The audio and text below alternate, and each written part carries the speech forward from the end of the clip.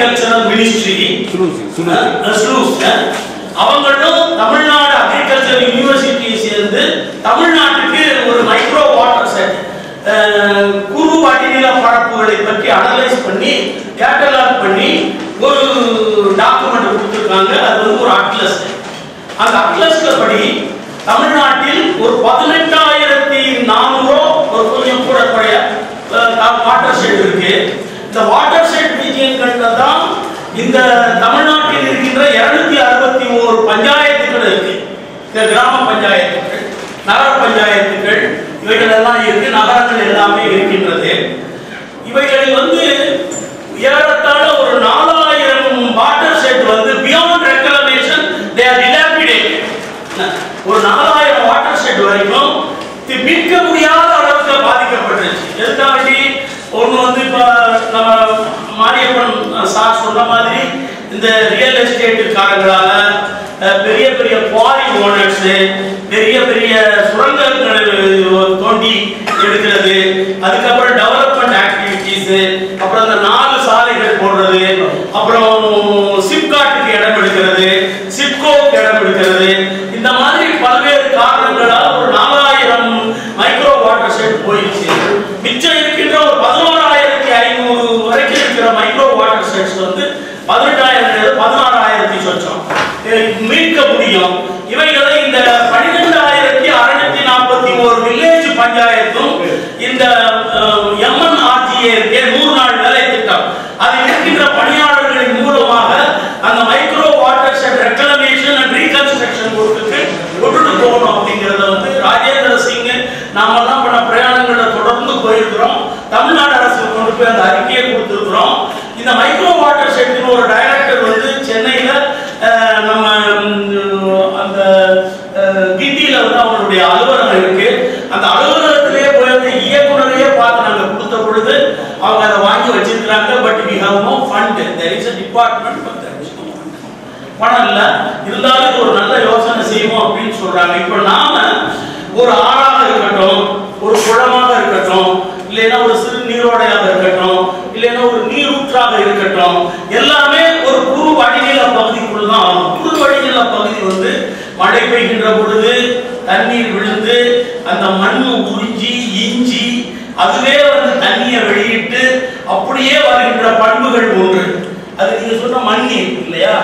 இன்னொன்று என்னன்னா, விழுந்த உடனே அப்படியே சரசரசரன்னு ஓடி அந்த மண்ணையும் அரிச்சு அடுத்த மைக்ரோ வாட்டர்ஸ் கொண்டு போய் அதையும் அரிச்சு கொண்டு போய் பள்ளத்தாக்குகளையும் மலைகளையும் அடுக்களையும் உண்டாக்குகின்ற ஒரு சூழலை உருவாக்கும். ஒரு காலப்போக்கில் ஒரு 15 ஆண்டுகள் ஒரு குறிப்பிட்ட வாட்டர் ஷெட் வந்து மேனேஜ்மெண்ட் இல்லாமல் விட்டோம் என்று சொன்னால் அது வந்து ஒரு மலையாக, ஒரு மடுவாக, ஒரு சிறு பள்ளத்தாக்காக போய் நிலத்தினுடைய பண்புகளை இழந்துவிடும் என்பது ஒரு இது.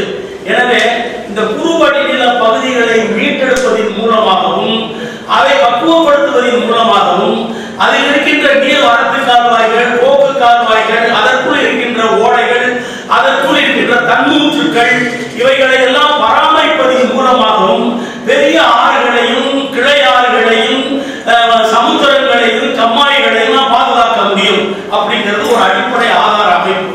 எனவே இந்த தன்னிறைவு தமிழகம் என்பது குறுவடிநில பகுதி மீட்பு என்கின்ற ஒரு திட்டத்தை ஒவ்வொரு பஞ்சாயத்து கடைபிடிக்க வேண்டும் என்கின்ற ஒரு பிரச்சாரத்தை அரசாங்கத்தின் திட்டமாக வந்து அது வந்து ஒரு ஜிஓவாக இருக்கலாம், இல்லைன்னா ஒரு சட்டமாக இருக்கலாம், ஏதாவது ஒரு வகையில வரணும் அப்படிங்கறத வந்து நாம எடுத்துட்டு போகணும். அப்படி நீர் என்பது வந்து ஒரு அவசியமான ஒரு உயிரோட்டம் உள்ள ஒரு படைப்பு. அந்த படைப்பு தண்ணீர் இல்லாமல் நம்ம வேப்பகுள மாடல் மாதிரி விவசாயம் வரப்போறதல்ல. விவசாயம் வராத பொழுது என்ன இருக்கும் அப்படிங்கிறது இரண்டாவது விஷயம். அதிகமாக உற்பத்தி செய்கின்ற பொழுது அது எப்படி போய் சேர்கிறது என்பது மூன்றாவது விஷயம். இவைகளுக்கெல்லாம் அடிப்படையாக இருக்கக்கூடிய ஒரு ஆலோசனைகளையும் மையங்களையும் நாம் உருவாக்கி தரணும் அப்படிங்கிறத நாம் வந்து நான் இந்த கூட்டத்தில் வைக்கிறதுக்கு முற்படுகின்றேன். எங்களை பொறுத்த மட்டும் வைகை மீள் உருவாக்க திட்டம் என்று சொல்லி போன ஜூலை மாதம் ராஜேந்திர சிங் எல்லாரும் வந்திருந்து ஒரு திட்டத்தை துவக்கணும். அது இப்ப சமீபமாக போன ஜனவரி மாதத்துல அந்த வேலை திட்டத்தை நாங்கள் ஆரம்பிச்சு ஒரு 14.2 கிலோமீட்டர் நீளத்துல 9.6 கிலோமீட்டர் வரைக்கும் எலுமிச்சை செடி அது எல்லாத்தையும் எடுத்த ஒரு காடு மாதிரி இருந்தது. வைகை என்பது மதுரை நகரத்திற்குள் ஒரு காடு மாதிரியே இருந்தது. இந்த வருடம் இந்த வைகையில ஆத்துல அழகர் இறங்குற பொழுது தண்ணி வந்து மழை பெய்ச்சு அந்த ஆத்துல தண்ணி போறதை பார்க்கறது எனக்கே மனசுக்கு ஒரு சந்தோஷம். எங்கேயும் விளம்பரப்படுத்தல, இது பெருசா விளம்பரமே படுத்தல, யார் செஞ்சாலே தெரியாது. ஒரு 5-6 நிறுவனங்களை நாங்க போனோம், 2 லட்சம் 3 லட்சம் கொடுத்தாங்க, ஏதோ பண்ணணும். இதை பூரா எடுத்து கொண்டுகிட்டு போகணும் அப்படிங்கிற ஒரு திட்டத்தின் கீழ் அதை நம்ம எடுத்துட்டு போறோம். இந்த வைகையினுடைய feeding channels and also the dependent water bodies என்று சொல்லக்கூடிய ஏறத்தாழ 2200 நீர்நிலைகள் இருக்கின்றன, கம்மாய்கள் இருக்கின்றன. இந்த 2200 கம்மாய்களையும் ஒரு 10 கம்மாய்களை தேர்ந்தெடுத்து ஒரு pilot project to revive the water bodies taking the model of the Veppankulam village.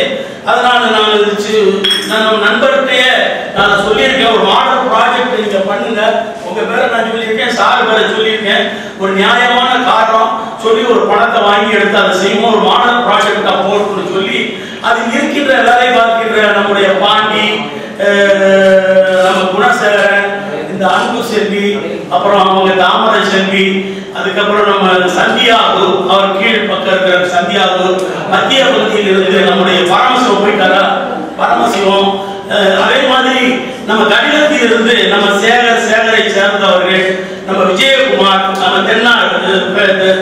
Vijayakumar வெள்ளாரா Vijayakumar, அவங்க எல்லாம் நான் வர சொல்லியிருக்கேன். இது வந்து ஒரு பைலட் ஸ்கீமா எடுத்துட்டு போய் how to revive the water bodies attached to the tributaries and also the main rivers. எப்படி அதை பண்ண முடியும், ஒரு மாடலை உருவாக்கணும். வேப்பங்குளம் என்கின்ற அந்த கிராமம் வந்து எந்த பெரிய ஆத்தையும் சேர்ந்து இல்லை, அது எங்கேயோ பெய்த மழை எந்த நேரம் அது ஒரு மைக்ரோ வாட்டர் செட், ஒரு புது வடிநில பகுதிக்குள் இருக்கின்ற ஒரு 5-6 கம்மாய்களை மீட்டெடுக்கின்ற காரியங்களில் இந்த கிராமம் ஈடுபட்டு வெற்றி கண்டிருக்கின்றது.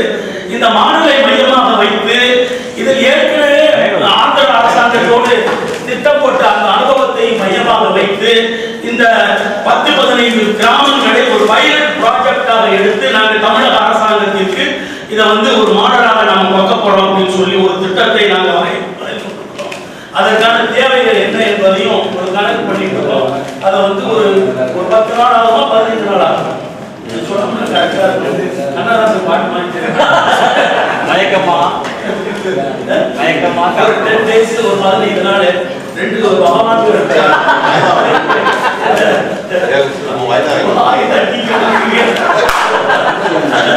ஏதோ ஒரு கன்ஸ்ட்ரக்டிவ் எல்லாமே வந்து நம்ம 2ஆம் நம்மாழ்வார் என்று சொல்லப்படுகின்ற நான் சொல்லல, அவங்க நண்பர்கள் சொல்றாங்க, அதை நான் சொல்லல பாவமா போயிடும். ஒரே ஒரு நிமிஷம் ஐயா சொன்னாங்கல்ல, வாய்தா மாவட்டத்தோட தான் எனக்கு அவர் இவருடைய ஞாபகம் வைகை புயல்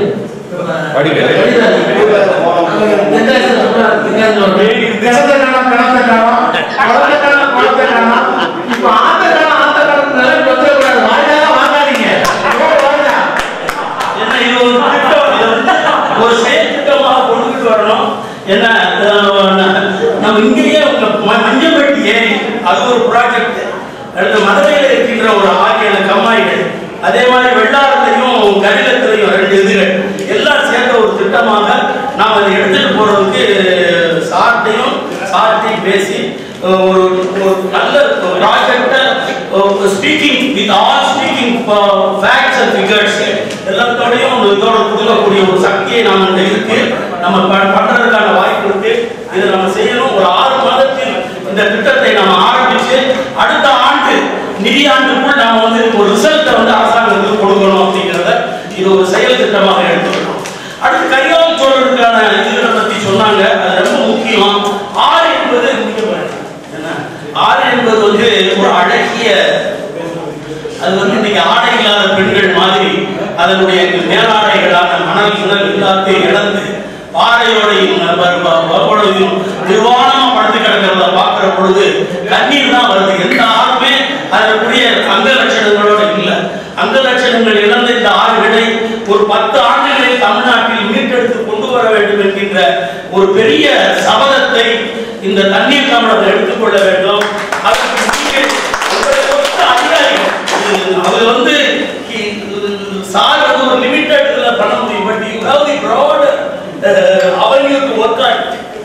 பண்ணணும். நீங்க வந்து உங்களுக்கு முழு நேரம் ஓய்வுக்கு பிறகு ஒரு பெரிய உத்தியோகத்தை நாங்க கொடுக்குறோம். இந்த உத்தியோகத்தை நீங்க ஏற்று தயவு செஞ்சு செய்யணும்.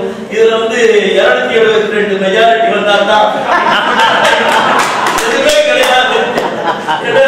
நாம வந்து மைனாரிட்டியா இருந்தா கூட நம்ம வந்து மெஜாரிட்டியா டிக்ளேர் பண்ண முடியும். அதனால அதை பண்ணணும். நீங்க ராமன் வந்து கடந்து போறான் கங்கை ஆற்றை. அந்த ஆறு எப்படி இருந்ததுன்னு சொல்லி கம்பன் சொல்றாங்க. கம்பன் அந்த ஆற்றை ராமன் போறப்ப பார்த்துருப்பான். அவன் காவேரியை பார்த்திருப்பான். காவேரியை பார்த்து என்ன சொல்றான்? நூலும் புறல் ஓடி என்ன நூறமும் தங்கமும் நகையும் எல்லாம் போட்டு கடைசியா நூலும் புறல் ஓடி அப்படின்னு என்னடா நூலும் புறல் என்று சொல்லி அர்த்தத்தை எடுத்து பார்த்தா ஒரு அழகிய பெண்ணின் முதுகிலே ஓடிக்கொண்டிருக்கின்ற அந்த ரோமங்கள் எப்படி அவருடைய முதுகுல தெரியுமோ அது மாதிரி தன்னுடைய மணல் பரப்பிலே அந்த தண்ணி ஓடுகின்ற பொழுது அந்த கருத்த மணல் ஓரமா போகும்ல, அப்படிப்பட்டதை வந்து அந்த முடியாகவும் அந்த ஆற்றை ஒரு அழகான பெண்ணாகவும் வர்ணித்து கம்பன் என்ன அப்படிப்பட்ட தமிழ்நாடு என்ன சொல்ற அப்படின்னு சொன்னா அவர் பறித்து உடல் நட்டலின் தெரிந்த வாழ்க்கையில் கவரி கன்று ஊட்ட போந்த பால் நிலத்து கிடந்து வழங்கின. இது வந்து தமிழ் இலக்கியங்கள் வந்து நிலத்தினுடைய வலிமையையும் ஆற்றினுடைய அழகையும் சொல்றாங்க. அதாவது நடுவதற்காக நாற்றை ஒரு பெண் பிடுங்கி உள்ள பதிக்கிறா. எதுல நடவு செய்யற வயல்ல பதிக்கிறா. பதிக்கிற பொழுது அங்க இருந்து ஒரு கெண்ட மீன் தப்பி பால் நிலத்து கிடந்த கரையில் கன்று ஊட்ட போந்த அந்த கவரி மான் தன்னுடைய கன்று குட்டிக்கு பால் கொடுத்த பொழுது அந்த கன்று குட்டி குடித்த பால் அங்கு இருந்த வளப்பில் இருந்த அந்த வெளிகள் சில பள்ளங்கள் இருக்குல்ல, பள்ளத்துல கடந்தது. அந்த பள்ளத்துல போய் மீன், அந்த மீனை 10 மீனை தேர்ந்தெடுத்து அந்த கும்பலை எடுத்துட்டு போய் அந்த மீனை குழம்பு வச்சு உழுதுட்டு இருக்கிற புருஷனை கொண்டு வந்து கொடுக்குறான். நீங்க வந்து தமிழ் கவிஞர்கள் வந்து எப்படி வந்தான்னு சொன்னா அப்படி வளமான நாடு இருந்ததுனால. இப்ப இருக்கிற கவிஞர்கள் பூரா பாவாடை இல்லாம போறது, சட்டை இல்லாம போறது, இந்த மாதிரி அழகாக எழுத முடியாது. எனவே கற்பனை என்பதும் அழகு என்பதும் செழிப்பு என்பதும் வளத்தில் தான் வரணும். வளம் என்பது நீர்வளம் இல்லாமல் வரப்போறது இல்லை. நீர்வளம் ரொம்ப முக்கியமானது. அதனால வந்து ஆதர் காட்டன், அப்புறம் வந்து நம்ம பெண்டிங் குயிக்கு நீங்க சொன்னாங்க. அதுல வந்து ரொம்ப விட்டுவிட்டு வந்து நீங்க சொன்னீங்க. அதுல வந்து he spent his own money along with family properties and also the fund collected from his fellow students when he was studying in the university. முதல்ல கட்டின டேம் வந்து உடைஞ்சு போச்சு. திரும்ப ஆர்டர் வாங்கி திரும்ப கட்டுறாரு. இதை கவனிச்சுங்க, கொஞ்சம் படிச்சிருப்பீங்க இருந்தாலும் கட்டுறாரு. ரெண்டாவது அன்சீசனல் ரெயின் சொல்றாங்க. ஏதாவது நல்லவைகளை கெடுப்பதற்கு பலது வரும். அது மாதிரி பெய்யக்கூடாத மழை ரெண்டாவது பெய்யுது, ரெண்டாவது உடைஞ்சு போச்சு. கவர்னர் கூப்பிட்டாரு. நீங்க சொன்ன கவர்னர், அப்பா நீ கட்டினது போதும், எங்க காசை கூட ஆதரவு போய் வெட்டி ஆதரவுக்கு கூப்பிட போட்டாரு. இப்படியாடி சொல்லி அதான் அங்க இருந்து கப்பல்ல ஏறி போய் அங்க போய் பள்ளிக்கூடத்து பையன்களுக்கு காலேஜில் படிச்ச பையன்களுடைய புத்தகத்தெல்லாம் போட்டு அவங்ககிட்ட இருந்து நிதி, ஊர்ல நிதி திரட்டி கொண்டாட்டியை கூப்பிட்டு அவர்கிட்ட இருந்து அசட் எல்லாம் வாங்கி எல்லாத்தையும் விற்று கேட்ச கொண்டு வந்து he got an order from the government that he has to spend and build the dam. If it is successful, it should be reimbursed. வெற்றிகரமாக முடித்து விட்டால் அதை ரீஇம்பர்ஸ் பண்ணுங்கிற ஆர்டரை வாங்கி கையில வச்சுட்டு இந்த வேலையை பார்க்க போறாரு. பார்த்து கொண்டு வந்து கட்டிட்டு ரீஇம்பர்ஸ் பண்ணாங்க. அதனாலதான் அவர் பையன் இன்னைக்கு வரைக்கும் பையனும் பேரனும் தாத்தாவை ஞாபகம் வச்சிருக்காங்கன்னு நான் நினைக்கிறேன். Financial security is the most important part of any project. This project also parties are depending on all Watson and also you. என்ன இதை வந்து ஒரு கூட்டத்தை போட்டுட்டு வரட்டு நல்லா சொல்லணும்.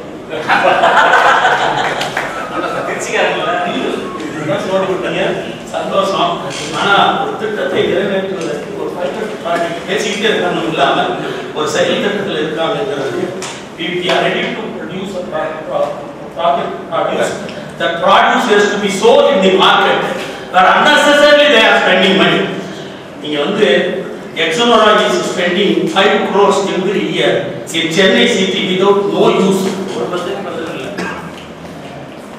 மேரி காலேஜ்ல அங்க இருக்கிற பிள்ளைகள் இருக்கிறதுக்காக ஒரு ஏரி அழகுபடுத்துறாங்க. அந்த ஏரிக்கு தண்ணிக்கு எங்க போவாங்க?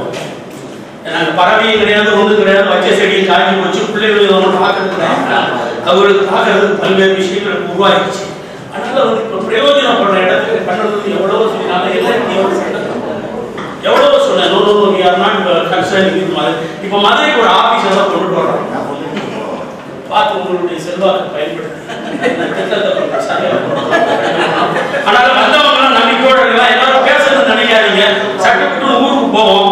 அந்த திட்டத்தை மட்டும் நீங்க நிறைவேற்றுவதற்கு வழி பண்ணணும்னு சொல்றோம். எல்லா வகைகள்லையும் வெற்றிகரமான ஒரு சட்ட ரீதியாக சார் ரொம்ப சொன்னாரு. நாங்கள் ரொம்ப அதை பார்ப்போம். பனைமரங்களெல்லாம் நாங்கள் கோடி பனைமரம்லாம் நான் விதைக்கவே இல்லை. ஒரு 15,000 20,000 பனைமரங்களை வழக்கை போட்டு தப்பாக அழகான எல்லாருமே பிரமாதமா இந்த சிப்காட்ல சிப்கோல அப்புறம் தனிநபர்கள் எல்லாம் ஏலத்துக்கு எடுத்து பணையை வெற்றதை பூரா யாருமே தடுக்கிறது கிடையாது. அது வந்து ஸ்டே ஆர்டர் வாங்கி உண்மையிலேயே மதுரையில் ஹைகோர்ட் வந்ததுங்கிறது வந்து இந்த மாதிரி எங்களை மாதிரி ஆட்களுக்கு நாங்களாம் சும்மா தட்டி தட்டி தொழில் பண்ற வழக்கறிஞர். முடி நாட்டில் ஆங்கிலம் பேசிட்டு என்னத்தையே சொல்லிட்டு எப்படி வித்த காட்டிட்டு சம்பாதிக்கிறாங்க. மக்களோட மக்களாக இருந்தால் நம்ம பண்றோம். அது நம்மள மாதிரி பாண்டிய நாட்டுக்கு ஒரு பெரிய வாய்ப்பு. ரொம்ப நம்மளால செய்யக்கூடிய சட்ட ரீதியா சாரை பத்தி ஒண்ணு சொல்லணும்னா நான் உண்மையிலே சொல்றேன். தமிழ்நாட்டில் இருக்கின்ற அனைத்து மாவட்டங்களிலும் செஷன்ஸ் கோர்ட்லயும் ஒரு கேஸ் இருக்கு. இன்னைக்கு ஒரு டிஸ்ட்ரிக்ட் கோர்ட்ல இருப்பாரு, நாளைக்கு ஒரு டிஸ்ட்ரிக்ட் கோர்ட் போவாரு. ஏதாவது மர்டர் கேஸ் அது ஏதாவது வேணும்னே நீங்க குறை பண்ணாதீங்க. அத்தியாவசியமா பண்ணிட்டீங்கன்னா அவரை பார்த்துக்கலாம். காசுக்காக அல்ல, அவர் வந்து பணத்தை பிரச்சனை நினைக்கிறவர் கிடையாது. ஏதோ நீங்க கொடுக்கறத வாங்கி கொண்டு வந்தவருக்கு ஒப்ப விலை கூறி தன்னுடைய வாக்கையும் தன்னுடைய கல்வியையும் இந்த சமுதாயத்திற்கு பயன்படுத்துவார்னு சொல்லி இந்த திட்டத்துக்கு நீங்க 2 பேரும் பயன்படுறது கேட்டு நீங்க எல்லாரும் சேர்ந்து வரணும். நம்ம சார் வந்து ஒரு வலுவான ஆள். இவர் வந்து பல எல்லா நிறுவனங்களும் கோத்தாரி கெமிக்கல்ஸ் அண்ட் சுகர்ஸ் வந்து போய் நின்று செல்வாக்கு சொல்வாக்கு அது மாதிரி எல்லாருமே சேர்ந்து ஒண்ணு போல போனோம்னா பணம் ஈஸியா தட்டிடலாம். ஒரு நாள் ஒரு 3 நாள் மதுரைக்கு வாங்க, ஒரு 100 பேர் மதுரையிலேயே ஒரு 10 லட்சம் ரூபாய் நம்ம பணம் பண்ணி கொடுப்போம். ஒரு இடத்துல தோட்டத்துல இடம் கொடுக்குறேன், அங்க தங்குறீங்க. தினசரி காலையிலேயே சாயங்காலமும் சாப்பிட போட்டு விட்டுருவோம். கடைக்காரங்க மேல மாசிக்குது, கீழே மாசிக்குது, வடக்கு மாசிக்குது, தெற்குல வடிமுறை எல்லாத்தையும் கொடியை பிடிச்சிட்டு போய் ஒரு இதை பண்ணி இந்த வைகையை மேம்படுத்துவதற்கு ஒரு 10 லட்சம் ரூபாய் நம்ம வந்து அடுத்த மாசத்துல ஒரு கூட்டத்தை போட்டு பண்றோம். 3 நாள் நீங்க 2 இரவுகள் 3 நாட்கள் மதுரையில் தங்கணும். இன்னைக்கு அழைத்து கொடுத்தாச்சு.